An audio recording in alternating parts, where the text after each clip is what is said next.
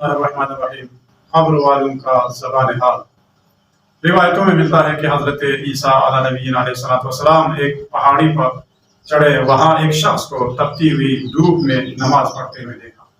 آپ نے پوچھا، اے بندے خدا، سائے میں جا کر نماز کیوں نہیں پڑھتے؟ تو عابد نے کہا، اے پیغمبر، میں نے کسی نبی سے سنا ہے، کسی پیغمبر سے سنا ہے کہ میں 700 سال سے زیادہ زندگی نہیں کروں گا یا زندہ نہیں رہوں گا، تو میرے عقل نے اجازت نہیں دی کہ اتنی عمر کے لیے کوئی صاحبان بنا۔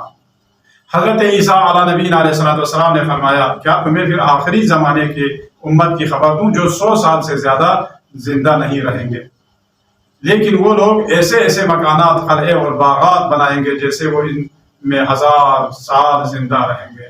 تو اس عابد نے کہا، خدا کی قسم، اگر میں اس زمانے میں زندہ ہوتا تو میں اپنی پوری عمر ایک سجدے میں سر رکھ کر گزارتا۔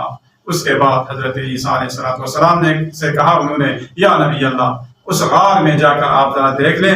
جب اس غار میں داخل ہوئے تو دیکھا کہ ایک قبر کے لوح پر لکھا ہوا تھا کہ میں فلان بادشاہ کا بیٹا، فلان بادشاہ ہوں، اور وہ شخص ہوں جس نے 1000 سال کی عمر کی ہے، 1000 شہروں کو آباد کیا ہے، اور 1000 باکرہ لڑکیوں کے ساتھ شادی کی ہے، اور 1000 لشکروں کو میں نے شکست دی ہے اور شکست دے کر بھگا دیا ہے، لیکن میری آخری منزل اور حالت یہ ہے کہ بس اے صاحبان عقل، تم لوگ مجھے دیکھ کر عبرت حاصل کرو۔